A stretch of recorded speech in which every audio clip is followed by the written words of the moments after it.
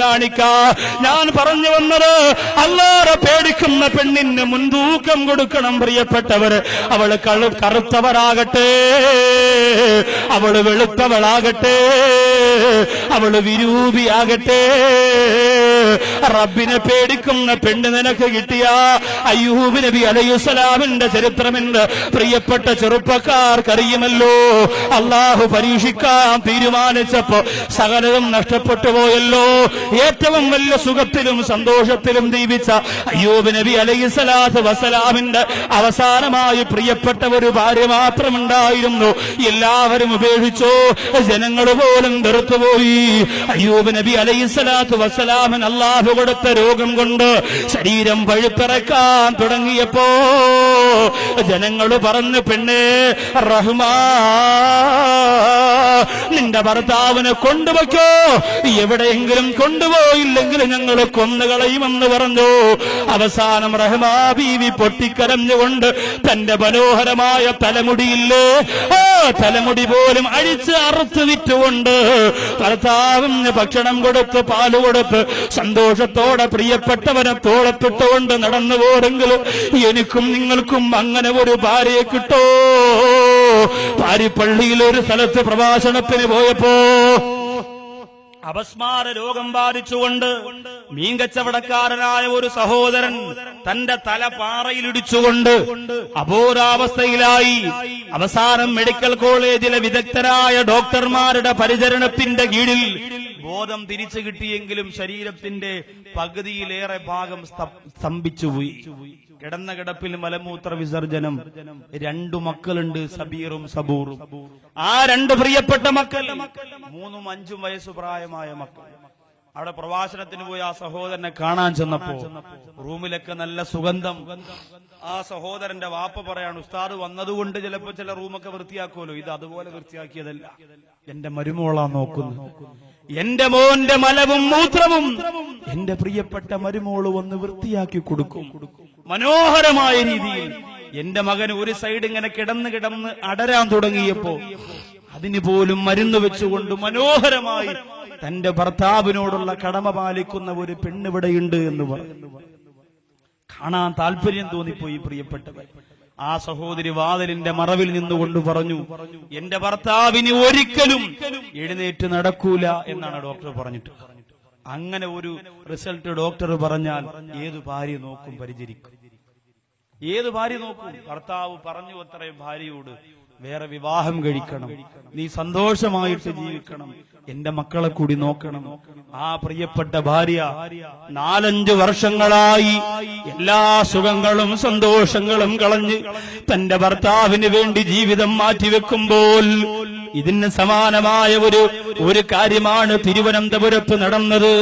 വേശ്യാവൃത്തിയുടെ പേരിൽ തലമറച്ച വറതയിട്ട ഒരു പെണ്ണിനെ വനിതാ പോലീസ് അറസ്റ്റ് ചെയ്ത് കൊണ്ടുവന്നു.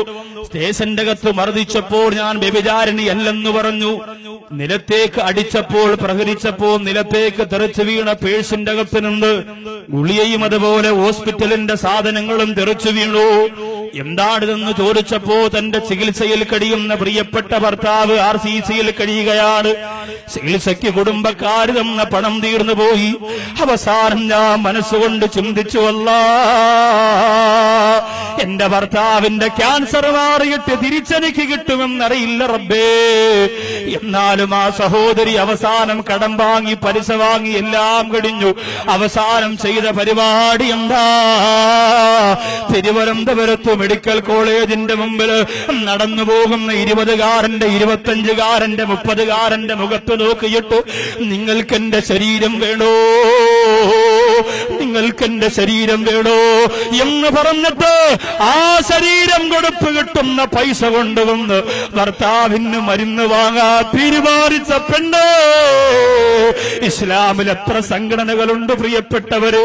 പള്ളിയുടെ മിനാരത്തിന്റെ പെയിന്റ് അടിക്കാൻ, ഹൗദിൽ ടൈൽസ് ഒട്ടിക്കാൻ, മെമ്പർ തേക്കുകൊണ്ട് പണിയാനും പണപ്പിരിവ് നടത്തുന്ന പരിപാലകരെ.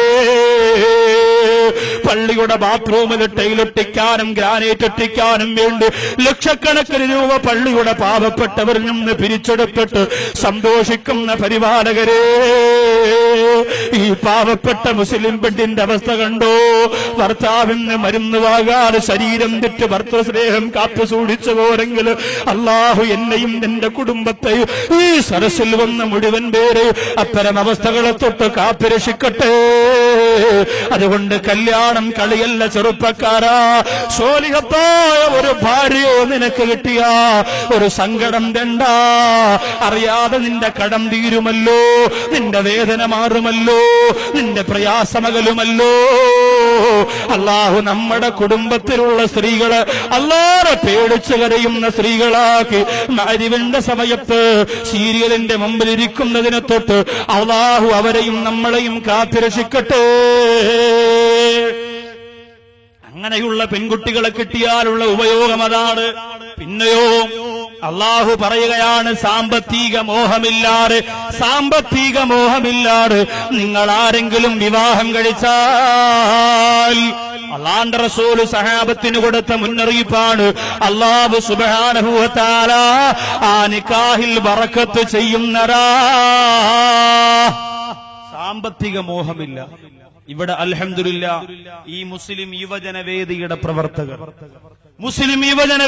പ്രവർത്തകർ അള്ളാഹുവിനെ സാക്ഷി നിർത്തിയിട്ട് ആ പാവപ്പെട്ട സഹോദരങ്ങൾ എന്നോട് പറഞ്ഞു, ഉസ്താദേ, ഇത്രയും ദിവസത്തെ പരിപാടി ഇവിടെ കഴിയുമ്പോ ആര് ഈ പരിപാടിയുടെ ചിലവ് കഴിഞ്ഞു ബാക്കി എത്ര രൂപ വന്നാലും ഉസ്താദേ ഒരു രൂപ പോലും ഒരാവശ്യത്തിനും ബാക്കി മാറ്റാതെ പാവപ്പെട്ട പെൺകുട്ടിയുടെ നിക്കാഹിന് വേണ്ടി മാത്രം കൊടുക്കുമെന്ന് അള്ളാഹയെ സാക്ഷി നിർത്തി അവർ പറഞ്ഞിട്ടുണ്ട്. റബ്ബ് അതിനുള്ള ഭാഗ്യം അവർക്ക് കൊടുക്കുമാറാകട്ടെ. അത് ചെറിയ കാര്യമല്ല. പാവപ്പെട്ടവർക്കാണ് അതിന്റെ സങ്കടം അറിയുക, സാധുക്കൾക്കാണ് അതിന്റെ വേദന അറിയുക. ഇന്ന് നടക്കുന്ന കല്യാണ മാമാങ്കങ്ങൾ നമ്മൾ ആലോചിക്കണം, നമ്മൾ ചിന്തിക്കണം. ഇത് പറയുമ്പോ ചില സഹോദരങ്ങൾ, നാടൻ ചില സഹോദരങ്ങൾ ഉണ്ടല്ലോ, മുരിയാക്കന്മാരെ അത്ര ഇഷ്ടമില്ലാത്തവര് കുറച്ച് ആൾക്കാരുണ്ട്. മുരിയാക്കന്മാരിങ്ങനെ മൈക്ക് കെട്ടുമ്പോ പലതും പറയും എന്നിങ്ങനെ ചിന്തിക്കുന്ന കുറച്ച് നാടൻ ആൾക്കാർ ഈ കാലഘട്ടത്തിലും ഉണ്ട്. അത് വേറൊന്നും കൊണ്ടല്ല, അവർക്കിടയ്ക്കിടയ്ക്കിട്ട് താങ്ങുന്നത് കൊണ്ട്. അതുകൊണ്ട് വെള്ളിയാഴ്ച ഇരുന്ന് മുസ്ലിയാര് ഏതെങ്കിലും മുമ്പിലിരിക്കുന്നവർക്കെതിരായിട്ട് പ്രസംഗിച്ചാൽ എങ്ങനെയെങ്കിലും തിരിപ്പ് വെച്ച് കൃത്രിമം ഉണ്ടാക്കി മുസ്ലിയാർക്കെതിരെ നോട്ടീസ് ഓടിച്ചിറക്കി എങ്ങനെയും പറഞ്ഞു വിട്ട് കബൂലാക്കണം എന്നുള്ള ചിന്ത ഒരുപാട് പേർക്കുണ്ട്. പല സ്ഥലത്തും നടന്നുകൊണ്ടിരിക്കുന്ന റബ്ബ് കാത്തിരക്ഷിക്കട്ടെ. മുസ്ലിയാക്കന്മാരും കുറച്ച് ശ്രദ്ധിക്കണം. കയറി പറഞ്ഞു സെക്രട്ടറി എന്ന് പറഞ്ഞു, അതോ സെക്രട്ടറി ഭയങ്കര തങ്ങളാണ് എന്ന് പറഞ്ഞ് ഓട്ടം കിടക്കും. അവസാനം സെക്രട്ടറി പണി തരുമ്പോഴാണ് ഓടുന്ന ഓട്ടം കാണും. എല്ലാരും നിർത്തേണ്ട സ്ഥലത്ത് നിർത്തിയാൽ അഭിമാനത്തോടെ ജോലി ചെയ്യാം, ഒരു സംശയവും ആ കാര്യത്തിലില്ല. ചെന്ന് കയറുമ്പോ 1000 രൂപ ശമ്പളം കൂട്ടിത്തതെന്ന് പറഞ്ഞു എല്ലാ ജുമയ്ക്കും കയറിയിട്ട് മഹാനായ പ്രസിഡന്റാണ് ഇതാ കടന്നു വരുന്നത്, കണ്ടോ മക്കള്, നമ്മളെ പള്ളികൾ നിറകുടമാണ്. മുസ്ലിയാർ ഇങ്ങനെ നീട്ടി അങ്ങ് പ്രസംഗിക്കും. മുസ്ലിയാർ ഈ ഇത് കേൾക്കുമ്പോ പ്രസിഡന്റ് സെക്രട്ടറി 4 അടി അങ്ങ് പോകും. അവസാനം എന്ത് ചെയ്യും? മൊയ്ലാരിക്ക് പണി കിട്ടുമ്പോ ആരും കൂടെ കാണൂല. അതാണ് അവസ്ഥ. അതുകൊണ്ട് മുസ്ലിയാക്കന്മാരിത്തിരി ശ്രദ്ധിക്കണം. പൈസയൊക്കെ കൊണ്ട് പലരും വരും, നമ്മൾ ശ്രദ്ധിച്ചില്ലെങ്കിൽ നമുക്കെതിരെ നോട്ടീസ് ഇറങ്ങും, പോസ്റ്റർ ഒട്ടിക്കും, ആകെ കുഴപ്പം. അതിന്റെ നോട്ടീസ് അല്ല, വാണിഭം വരും. ചേമ്പും ചേനയും കൊണ്ട് ഇവരായിര മോള് വന്നടാ എന്നൊക്കെ പറയും. അള്ള കാക്കട്ടെ. അതുകൊണ്ട് മരച്ചീനിയും പുളിമുളകും ഒക്കെ തിന്നാൻ നല്ല രസമായിരിക്കും, നോട്ടീസ് വരുമ്പോഴാണ് രസം കുറയാ. അത് ശ്രദ്ധിച്ചില്ലെങ്കിൽ അപകടമാണ്. അള്ളാഹു കാക്കട്ടെ. പിന്നെ വേറൊന്നും പറഞ്ഞിട്ട് കാര്യമില്ലല്ലോ. നമ്മുടെ ഉസ്താദന്മാരുണ്ടല്ലോ, ദാരിദ്ര്യത്തിന്റെ നീർച്ചുഴിയിൽ കിടന്ന് കഷ്ടപ്പെടുന്നവർ.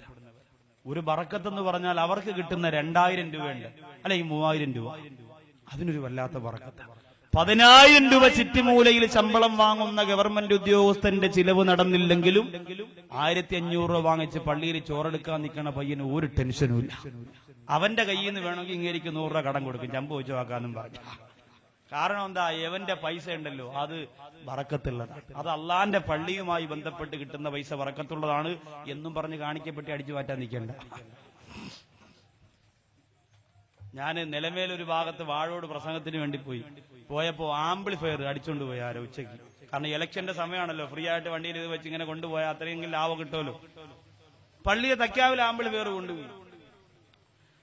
പോര് വഴി ഒരു സ്ഥലത്ത് ഞാൻ പ്രസംഗിക്കാൻ പോയി. അന്ന് ഒരു ഒത്തിരി വലിയ വണ്ടിയിലാണ് വന്നത്. എന്റെ വണ്ടിയൊന്നും അല്ല, വേറെ വിളിച്ചു പറഞ്ഞ വണ്ടി. അതിന്റെ അടിയിൽ 2 LED വലുവ് ഒട്ടിച്ചു വെച്ചിരുന്നു. പ്രസംഗം കഴിഞ്ഞപ്പോ അതാരാ ഊരിക്കൊണ്ടുപോയി. സാറേ ഞാൻ പറഞ്ഞു എന്റെ ഹെഡ്ലൈറ്റ് എങ്കിലും ഇനി തിരിച്ചു തരണേ, ഞാൻ പോട്ടെ. എല്ലാം എല്ലാ പള്ളി ഇതൊക്കെ ബറക്കത്തുള്ള സാധനമാണ് ഇഷ്ടം. ചില പള്ളികളിൽ ചെന്നാലുണ്ടല്ലോ ഉസ്താദ് മാരിമസ്കാരത്തിന് കയറുമ്പോൾ ഉസ്താദിന്റെ റൂമിൽ നിന്ന് മൊബൈലും പേഴ്സും അടിച്ചു മാറ്റിക്കൊണ്ടെങ്കിൽ എല്ലാവരും മൂന്നാം പാത്തേക്ക് പോയി എണ്ണി ഇപ്പൊ വീട്ടിൽ പോകുമ്പോൾ പത്രത്തിന് കൊടുക്കാം, പാലിന് കൊടുക്കാം, പെണ്ണുമ്പിള്ളയെ കൊണ്ട് കന്യാകുമാരി പോകാൻ പറഞ്ഞ് അടുക്കി വെച്ചിട്ട് എല്ലാം കൂടെ കൊണ്ടുപോകും. കാരണം ബറക്കത്തുള്ള പൈസയാണ് കള്ളന്മാർക്ക് ഇപ്പൊ ആവശ്യം. അവര് പറഞ്ഞ ബാക്കിയുള്ള സ്ഥലത്ത് നമ്മൾ പോയി കിടന്ന് കഷ്ടപ്പെടുന്നത് ഇതാകുമ്പോ നല്ല റാഹത്താണ്. ഓരോ പൈസയിലും ഓരോ ആയത്തിന്റെ മണം, സലാത്തിന്റെ ഗുണം. ഒരു ബുദ്ധിമുട്ട് അങ്ങനെ കൊണ്ടുപോവാ. ഒരുപാട് അനുഭവിക്കും, റബ്ബ് കാക്കട്ടെ. പള്ളിയിലെ പൈസ ഉണ്ടല്ലോ, പള്ളിയിലെ പൈസ ചില ആൾക്കാർ ബബിൾക്കും കാലിലൊട്ടിച്ചുകൊണ്ട് കടുവപ്പള്ളിയുടെ മുമ്പ് കൂടെ ഒറ്റ ഓട്ടമാണ്. അങ്ങ് എന്നിട്ട് നുള്ളി പറയും അവരുടെ